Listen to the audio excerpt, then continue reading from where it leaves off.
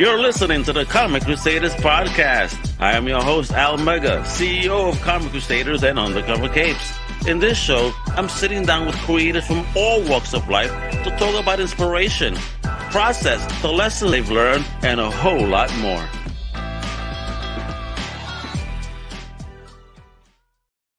What up, everybody? This is your host, Al Mega, CEO of Comic Crusaders Undercover Capes. Welcome one and all to a new Comic Crusaders podcast. And today we have an amazing creator. I mean, homie has done stuff for film and television, and of course, comics. Yes, I mean, he's done work for Image, DC, Marvel, and now he has a kick-ass project coming up on Kickstarter that everybody's going to want to pitch in for. Very happy to introduce the one and only Mark Sable. What's going on, brother? Nothing much. Thank you so much for having me, Al. I appreciate it. No, thanks for coming on and talking some comic book goodness, brother, because you got one heck of a project coming that's be on Kickstarter. I mean, you have a heavy hitters lineup when it comes to some goodies that I'm like was floored. I'm like, wow, this is an amazing project. But before we get into that, I like teasing people. Before we get into all that stuff, let folks know a little bit about yourself. Where you from originally, and what was your first little inkling in the fandom, if you will? What made you fall in love with it? Yeah, so my name is Mark Sable. I'm originally from New York. I'm actually here now visiting family. I live in Los Angeles for the most part now, but love to be back in New York. And in terms of my first inkling of the fandom, I mean, I've been a comic fan since I was a kid. The story I like to tell, although I haven't told it often on podcasts, is I'm Jewish, so the theme of my bar mitzvah was Marvel Comics. And it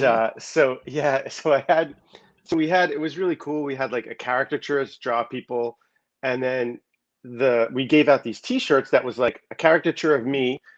So picture me again with these glasses, not the same glasses, but pretty close to it. In Iron Man's armor, but like with the helmet off, so my head. And then the T-shirt said I had a Marvel, and like Marvel in all caps. I had a marvelous time at Mark's bar mitzvah. Oh, so that's cool. I've been a fan, since as long as I can remember, and then I've just been like incredibly fortunate enough to like get to do this for a living. Is just been really blessed with that. I'm just digging the fact that your parents, went along with it. All right, you want a Marvel style? Hey, why not? I really am lucky. I had super supportive parents. I mean, I'm sure that probably would not have been their first choice for that, but they were super cool. We had these like, man, I wish I still had them, like these cardboard cutouts of like, all the like of like, Captain America and Thor, and like a picture of me, and then again another picture of me, like there was a signing board as like Wolverine, which again is a pretty absurd picture, but I didn't care. In comics, this is like late '80s. Comics were not considered as mainstream or cool as they are now. Let's use one of those words. It wasn't as kosher back then, for a kid to pull that out there. They're like, what are you, a geek of some kind? Yeah, I get it. See, you come from my school then of this torture in school of unless you have to find your clique, your tribe. And I luckily did find my tribe in junior high school, though. Yeah, no, it took me a while. Okay, I'm trying to even think when I found my tribe. It might not be until even college or after. But wow! but I really that scarce for you, kiddo? Damn, no. Yeah, I was also really shy. That probably didn't help. But too funny. But yeah, so I've been a fan ever since. Sorry, go ahead. No, what I wanted to ask then is, when did you start getting that inkling to start creating? What made you want to take that dive, that creative dive, finally in your journey? It's interesting. I mean, I was always writing. I don't think I ever thought of writing comics though, like that was like a viable career. I mean, look, when I started, it was like Chris Claremont, and then we went through all the like. And then I went through my Alan Moore and Neil Gaiman phase, and they just all seemed like these untouchable people. It wasn't until later that I was in law school, and I went to law school. I was living in California at this point, and I was really miserable in law school because I wasn't writing. Like I had gone to school before that for screenwriting, and I just hadn't sold anything. And then I had this idea. I wrote my first screen, not my first screenplay, but I wrote a screenplay about a kid who goes to a high school for superheroes, where everybody has powers except him, like a teenager, really. And like that was a metaphor for how I felt in college. Like I felt, or in high school, like I felt like I didn't have, like, oh, everybody had some power that I didn't, right? So I'd written this screenplay, and I was like, you know what? This was like right in the early 2000s when they were finally starting to make comic book movies. I was like, you know what? This would make a great comic. So in the summers in law school, I worked at a law firm. I was able to find this amazing artist, Paul Azaceta, who's he's in Jersey. Paul has gone on to do Outcast with Robert Kirkman from The Walking Dead, and Ooh, Amazing Spider-Man, all this stuff. But at the time, fire. like I was looking for like just an up and coming artist who was basically willing to work on a project where I couldn't offer him a lot of money, but and we pitched. So I had him do some sample pages.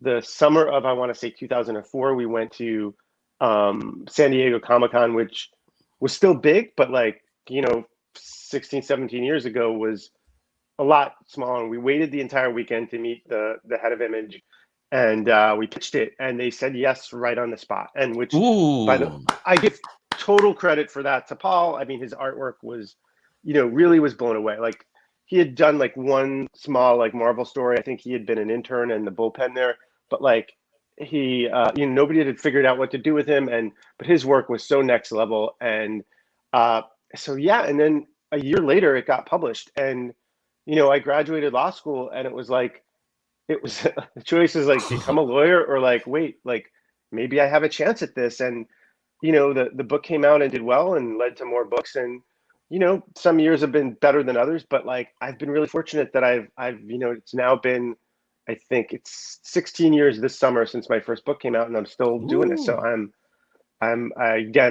it's such a privilege to get to do something like this, and I love it. It's great. Congrats, bro. That's amazing. Thanks. I love that though. Right there, San Diego, just to be told the yes. I'm pretty sure you almost fainted, huh? Yeah, I mean, especially because it literally happened on like, I think we got there Thursday or Friday. It happened like Sunday afternoon. So that entire, I was like, my Oh. stomach was just like in knots that entire weekend. And I would not have told you. I would have been happy to get a maybe there. So it was, yeah, it was a nice surprise. And again, I think a real testament to. I mean, I think the idea was good, and I hope the writing was good. But I mean, it was really Paul's art that really kicked that one up a notch. And I also understand there's something online for that TV show Heroes too. How'd you Yeah, get your hand yeah. on that stuff? That's So awesome. I had a good friend of mine. His name is Pierluigi Coffin. If he's up there, uh, I had actually met him through like talk about finding a tribe. Like I found a tribe online on Brian Bendis's board first when I was in New York, and then when I moved to LA, there was a comic store called Meltdown Comics, which is unfortunately not around anymore. But just I found a tribe there. Like it was a great scene where I'd come in on a Wednesday to pick up my comics, and I'd stay there for like an hour just to talk to people. And some of the it's in LA, so the people in the industry and comics and different things, and just I mean, Matt Gagnon, who was the manager there, and Chris Rosa, who was another manager there, both went on to work at Boom Comics as like editors. Matt's still editor in chief there. So anyway, met Pierre there, and we became friends. And then he happened to be working on Heroes, I want to say, as a writer's assistant. And he's like, listen, they're looking for comic creators as a to do their like, they called it an online graphic novel, but basically they were like weekly kind of short stories that sort of filled in the gaps in the show and showed things that the show couldn't. And they got great creators to do it. I want to say I remember Joe Casey was doing it. I'm going to forget a ton of other people who did it. But so like I met with them. I met with this great guy named Jesse Alexander, who was a writer on that show and has since moved on to write on the new Star Trek show. And I think he wrote on Lost too. And so yeah, and they were just like, they let me pitch some ideas, and I did that. They hooked me up with this great artist, Jason Badauer, he's an Australian guy. And yeah, it was fun. Like, you got to work with the staff. Like they were, they obviously had very strong ideas of who the characters were because they created them. but they still let me do cool things with it. And, it was a fun show, especially during that first season. Like, Yes. I think people forget how big a deal it was to see superheroes on television then, because now it's like there's 12 shows on the CW alone or whatever. But it was cool, and it was very, I appreciated that it was very down to earth. They were doing some interesting things on it, and it was very character driven. So yeah, it was lucky. And so that was originally online, and then I think DC eventually collected and printed them. So that was awesome. Yeah, man, and yeah, talk about that too, because even then you did a Cyborg Rage Against the Machine, which is my favorite band. Comic on DC and other stuff, and you work with some big names there too. I'm like, wow, Lashley, Sean Gordon, Murphy, all them cats, bro. It's Wow. Yeah, a lot of it. I mean, I can't. Look, sometimes I say, like I can't say it's like all me, like I'm a genius, I picked every one of these artists, but it's not. Hopefully it's not all luck either. At least I have very good taste. But yeah. So the first thing is after Grounded came out, the editor at DC, assistant editor at the time, Janine Schaefer, came up to me at the first New York Comic Con, which I'll be at this year. If anybody's at New York Comic Con, I will be there. I think. Yeah, what's your booth? I want to say it's Artist D6. I think it's Artist Alley D16. I can look it up as I'm talking to you and nice. Double check. But it is yeah. I'm super excited about that. And everybody just they're requiring vaccination, or if you're under 12, like COVID test. We're all wearing masks, so hopefully it's safe. But everybody should be judge their own level of safety. But I'm super excited to go. I've not been to a convention in wow, since C2E2 of 2020, which was in February. But anyway, yeah, so at the first New York Comic Con, it was Janine came up to me, that was and was just like, hey, would you be interested in writing something for DC? And it's funny because I was a Marvel guy generally. Obviously Marvel was my bar mitzvah theme, but I had been getting back into DC comics, and I really loved the Teen Titans at the time. I think Jeff Johns was writing it. And they were looking for some like fill-in artists, is how it started, fill-in writers, because he was writing so many books. I don't know if he had started Green Lantern yet, and like all these big crossovers, but so yeah, then the first artist that they stuck me with they picked me up with was Sean Murphy. And that was before Sean Murphy was Sean Murphy in terms of fame, but not in terms of talent. In fact, it's like I've got two pieces of art on the wall, and one is from in my apartment, which I'm not in right now, or I'd show you guys, but one is the cover of the issue 2 of Grounded, which is like my favorite cover of that series, and the other is this. So the idea of my Teen Titans story was like the Teen Titans versus Captain Cold. That's where you get Cold Case, and the Flash's Rogues Gallery. And Sean drew this page of all the Teen Titans and all the Flash's Rogues. It must be like 20 characters, and if you're like not every comics fan may know this, but like if you see original art, usually it's super big, right? And that helps, like if you're drawing a lot of characters. Sean drew it like actual size, so it takes up less room in my wall, but like the degree of difficulty of doing something like that is super hard. And he was just amazing. And it's funny because at the time, like that book, actually I wrote it first, but it didn't get published for like 5 years because the powers that be at DC at the time, and these are people who are no longer there, but like kind of like didn't know what to make of his art and didn't know how to use him.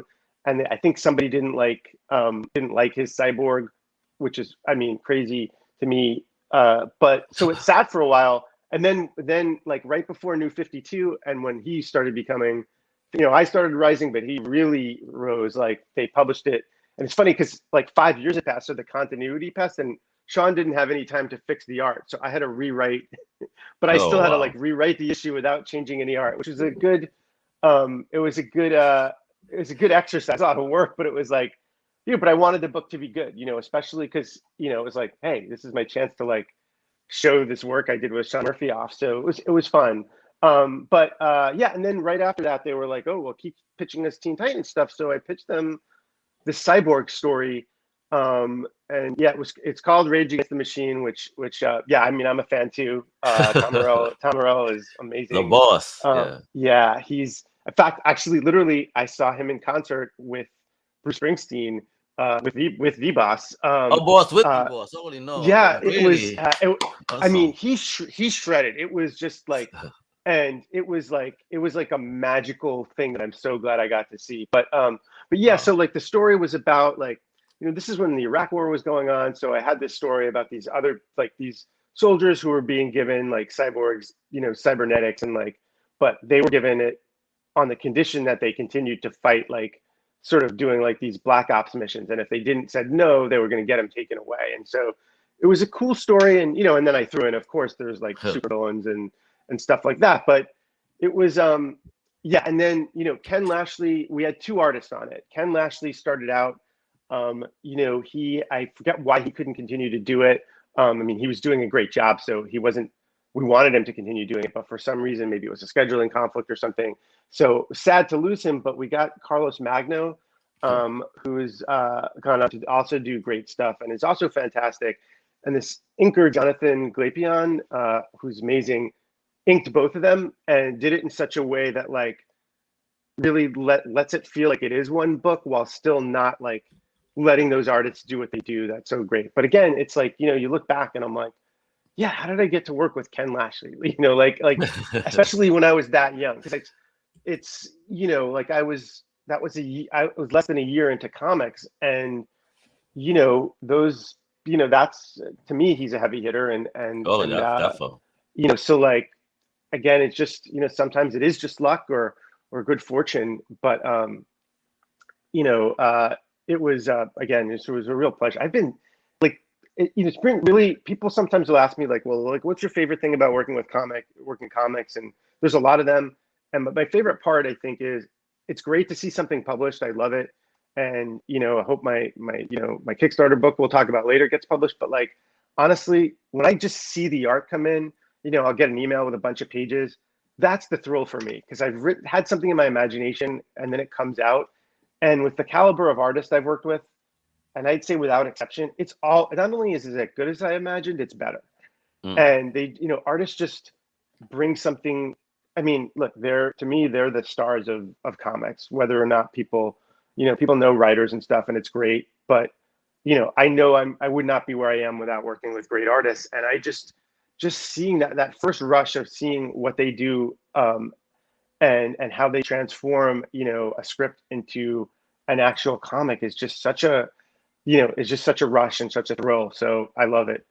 Yeah, man, it's that synergy. They're Yeah. reading you too. Your words, and transforming and building that world that you have in your mind. So again, sometimes they even elevate what you had in mind, which is amazing. So let's talk about that, because you've worked with so many amazing publishers and individuals.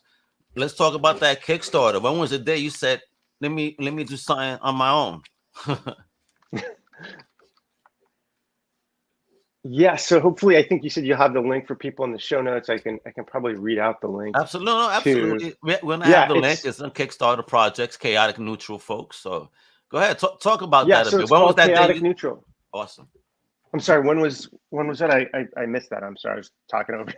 I'm sorry, no, just saying, when was that point in time you decided to take that journey now to say, all right, let me do a crowdfunding project? So I'd done a crowdfunding project back in 2013 for a book called Dracula, Son of the Dragon, with an artist named Salgood Sam, which was this like historical. Which is actually going to be coming out from Dark Horse in October, in a couple weeks. Which was about like how the historical Vlad the Impaler becomes the vampire in Dracula, and that went well. And it was a project that like, it was like, okay, I think publishers were like, yeah, like there's a lot of Dracula books, or and I was like, I believe in this book anyway. I want this to happen. And Kickstarter, especially at that point, I wasn't as well known as I was now, and didn't have the fan base I did. It was we got funded, but it was a lot of work doing it. But I like that you really get to know. Again, one of my other favorite things about comics is just in general, you get to know fans, right? Like as a kid, I loved going to conventions and meeting creators. As a creator, I love going to conventions and meeting fans. And I like that you can't do that in another medium. Like I was saying, it's like, I like Quentin Tarantino movies or whatever, like you're not going to go to convention and like Tarantino's not going to sign my like Django Unchained or Pulp Fiction, you know, like it's just, you know, but in comics that happens and it's crazy. I think sometimes you forget about how cool that is, both for fans and creators. And so, you know, with a Kickstarter, you do get to know your fans pretty well too, and even better, and you know, certainly become really appreciative of them. But so with this project, you know, I think so. To describe it, what it is, you know, Chaotic Neutral is a combination fantasy comic book. The comic book itself is 48 pages, but of story. But within that comic, it's also, because it's inspired by Dungeons and Dragons and other role playing games. There's an adventure module in it as well. So it's a combination comic book and game. And I think we felt like, you know, a couple things. One is like, again, I think that's something really unique and special. And I felt like, okay, this is something that I want to be able to reach not just comic readers, but gamers too. And, you know, it's like, just like one of the special things about comics is that you have this ability to interact with, you know, with fans. You know, one of the special thing about role-playing games is, you know, you get to create a story with the group of people you're playing with. Doesn't matter whether you're the player or the dungeon master or the game master, like you're all contributing to tell a story. So the idea that, you know, like, I feel like it's another way of like having readers, fans, gamers, like, you know, get this close relationship with them. And I think like it's jumping ahead a little bit, but the goal that I'm most, this not stretch goal, but sorry, the reward that I'm most excited about offering is like, for like small groups, I will be, you know, at like a little bit of a higher pledge tier. I'll be running online. I'll be running the module as dungeon master. So Oh, if say people want to word. like, Nice. yeah, so like if people want to play with me, they can do that. And it's like, you know, again, that's a cool thing that, you know, it's like, I'm sure, you know, maybe gaming Kickstarters have done that, but I don't know if a comic book one has. So it's going to be fun for me. Like, I really hope people take me up on it. Not even because of the money, but just because like, I think it'll be really fun. And, you know, it's a way to play test the module too, but it's just a way of like, you know, that'll be a special, you know, few hours or more, you know, depending on how it goes. And like, I think, so I'm really excited about it. I'll probably have, you know, if enough people ask, I'll do multiple groups of it. So, Whoa. I'm I mean, that would be really fun. excited about that. I've never played that type of gaming before, but if I could play it with the world creator himself as the dungeon master, I think it'll entice me more. And then, you know, you could school me a little bit better. Yeah, Probably I murder mean, me round one though. I know your plan I already. try not to. No, I never set out to murder. I definitely, you know, make things challenging. I never setting out to intentionally murder anybody. It's happened, but yeah, it's a fun game. It's a really, you know, look, I'm not saying it's for everybody, but I do think like, you know, I always think there's just, until you play it, it always feels like there's this huge barrier to entry. Oh, you got to know all these rules and some. If you're a player, you don't have to read the rule book. I mean, you know, that might be heresy or whatever, but it's like the way I learned was with like playing with other people. You know, yes, I'll read the rule, but I learn so much more by just like, you know, it's, you know, Applying it. yeah, it's just like, and as soon as you get into it, like if you've got a good dungeon master and other good players, they'll help you. They'll tell you like, okay, you need to roll for this. But usually it's just like, you know, if I'm playing with people, I'm like, okay, especially if they've never played before, I'm like, you got a character, tell me what you want that character to do. I'll tell you, you know, how they can try to do it. I can't guarantee you they'll succeed. And, you know, I can tell you like, well, your character has this for strength or this for intelligence. So like they have, you know, they might be likely to succeed, they may not, but like, I always try never to say no to a character. So and that's my favorite part of comics is like, sorry, of role playing is just like, I love when characters do something I haven't thought of. I guess that's my favorite part of comics too. When I'm writing, like, it's just sometimes you're writing and I outline really detailed outline, but sometimes as I'm writing, the character's like, I know this sounds weird, like a character's talking to me, but it's like, no, the character wants to do something else that I didn't plan for, and it's like, go with that. And it's the same thing in role playing games, which is like, all right, you know, you be prepared to go off script and just go in the directions that players want to go to, because you'll get a better story that way. Just in the same way, like I'll get a better story if I'm following that inner voice in me that's telling me like, nope, yeah, I think you wanted to end it like this, but this character, like, you know, has more to say or wants to do this other thing. Okay, I want to ask you something here because I understand that Ryan Brown, he has some he created a chick track style comic with a very specific message. Can you elaborate on that a bit? So yeah, absolutely. So okay, so to give people a background to what a chick track is, and to a part of what this comic is. So, and I'll hold it up. So because we've got, this is like our kind of our pitch slash test copy. So it's chaotic neutral. You can, if you look at it, Ooh, it's meant Atari, I to, love it. It looks like an yeah, it's Atari meant, box to me.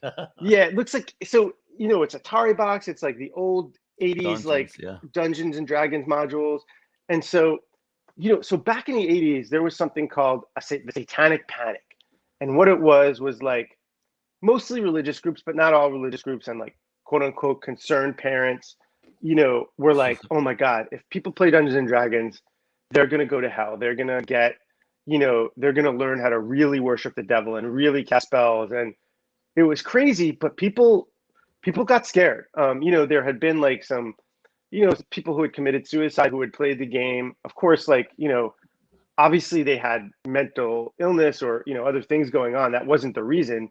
In the Yeah. same way, like, you know, it's heavy metal, or, you know, in the 50s they would blame juvenile delinquency on comics, and like, so comics had the comics code, right? Like, and they started censoring comics and they killed EC Comics. So like in the 80s it was a similar thing. The role-playing game industry decided to, instead of, you know, like, they didn't kill their things, but they took out demons, they took out devils, they took out anything that could possibly, like, they thought could possibly offend parents, which is never the right way to do it because people will always find something to be upset about. But in any event, but one of the things there's this comic artist who passed away, but his name was Jack Chick, who was super religious, and he wrote these things called Chick Tracks. They were these free comics they would give out. I remember going out in college, they were still giving out, like at a Halloween, being like, Halloween is the devil's holiday.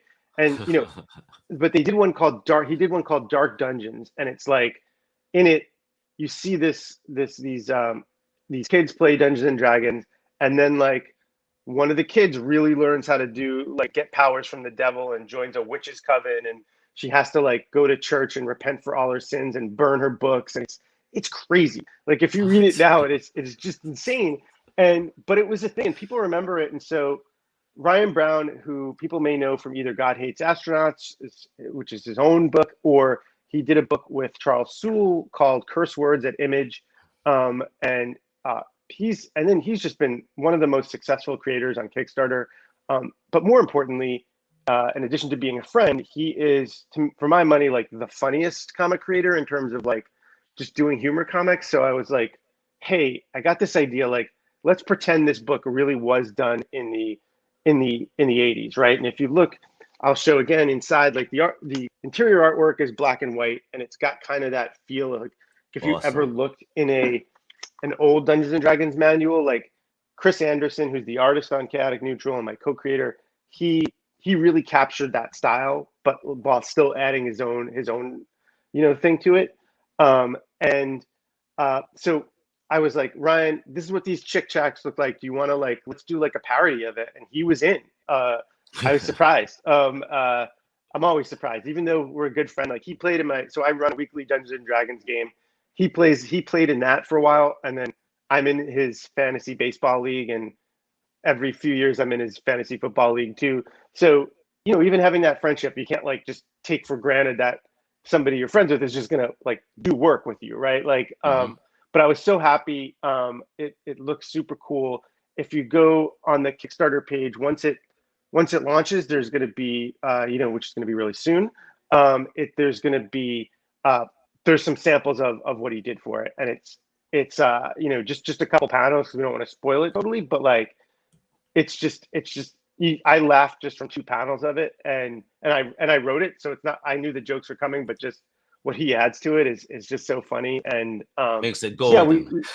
yeah, it's just, and again, it's to make it feel like, you know, we wanted to bring back like fantasy to this time when it was like really weird and dangerous, and like, you know, but like, I want to say it's like edgy in the fact of, yes, like we have like, you know, cults of satanic cults in it and stuff, and there is violence, but it's not like for its own sake. Like we're kind of poking fun at it a little bit. I mean, the book is serious, but it's also, again, Chris's art, I think, brings this level of Chris Anderson's art brings this level of like whimsy to it that I think makes it so that like it's not just like all edgy for edgy's sake stuff. It's just we have fun with it, and hopefully readers will too. Excellent. I can't wait because it's also I'm a '90s kid and I love trading cards. So what's this stuff about trading cards with some superstars behind that? But I mean, this project is like totally kick ass, bro. Thank you. Yeah. Again, you know, Chris and I both have been in comics for a while, and we've been lucky enough, again, to just have, you know, to either work with people who are great or just make friends with people, you know, being at conventions. And so we asked 9 of our friends to do. So the idea is they're monster trading cards, right? So on one side, there's this amazing comic book art, and I'll read through the list of who they are just because it'll make me smile. But and then on the other side are stats for the monsters, so for the role playing game, right? So if so you can actually use these monsters. Some are classics, but like others are just are created just for this book. So like you can take them and like use them for your own games. I mean, they work well with the module, but there's no reason you can't take them and use them with anything else. And it's a neat little like either add-on or you know, or if you can back it in the initial tier.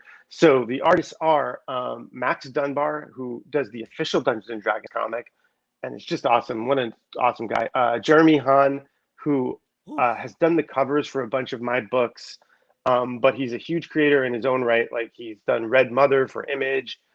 He's done Batwoman for DC. I'm going to forget all the things he's worked on. He's actually one of my best friends in real life, not just in comics. Wonderful. Mon House, who did this book God Killers with me for Aftershock. He drew this Baphomet, which is this giant demon. And it's, oh my God, is it awesome. And Jeff Johnson, who works on the Boondocks animated series. Oof. Tom Neely, who did the book The Humans. Dan Ocean, who was like an image artist back in the day, but like reinvented himself and is like, he's doing Slots now. It's his own book, and he's doing a book called Canary with Scott Snyder. We got Jim Rugg, who I teach with at the School of Visual Arts. He's the he most recently did a book called Octobriana, but my favorite book of his is Street Angel, which Image puts out now, which is about this like 13-year-old girl who's a skateboarding ninja. And it sounds silly, but it is so awesome, and it's funny, but it's got a lot of heart. And then we've got Tim Seeley, who's doing who's you know, from Hack Slash, from Nightwing, Money Shot, and then Kyle Strom, who's I think my favorite book of his is Spread. He's a great horror artist. So, you know, again, that art will start coming out once the Kickstarter launches. You know, we've got a bunch of pieces up and more like rolling in every day. So yeah, I'm excited about that. It's a way of, you know, it's a way of like bringing other people, you know, bringing more fans in, hopefully, and giving people, you know, more for their money. But it's also, you know, just selfishly, it's a way for me to get art from, you know, get all these art from people that I love and admire. And, you know, they were, again, you know, drawing comics takes so much longer than it does to write one. So I'm so appreciative. They were so generous with their time and their talent. So I'm super psyched about that. Well, I'm super psyched about, you know, your writing skills and their artistry combined into one in this amazing project. I can't wait. So everybody, I've been sharing the link. This is the pre-launch. Sign up. Hit that notify me on launch button. So that way you could immediately kick in and see all the amazing stuff that you're going to be able to get your little hands on over here. I can't wait. And when it comes out, I think that pre-launch will convert to also, if you're, you know, if it's already launched, it should convert to just the regular page once that launches. But yeah, I mean, it's great to sign up early and you get notified. And I should say, like, one of the things we're doing is the day it launches, there's gonna, you know, for 24 hours, we're gonna have an early bird special where the comic itself you could get for like, I think it's like a few dollars off. I forget what the percentage winds up to be, but it's like, I think the PDF is like 15 and that goes down to 12. The print, because it's a big book, is like 25. That goes down to like 22 or something like that. It's cool to be able to offer people, give them that incentive to like back early. So, you know, and keep up the momentum. So, you know, please like save money, everybody, you know, sign up early. I hope people, and there's no limit on it. So like, you know, that should be cool. I hope people will sign up. And how long are you going to run the campaign for?